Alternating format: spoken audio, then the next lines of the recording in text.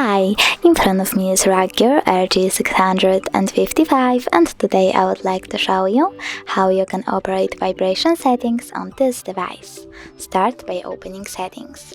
Now you need to scroll down and tap on sound. Over here you can scroll down and click on the switcher next to also vibrate full calls to enable or disable vibrations for incoming calls.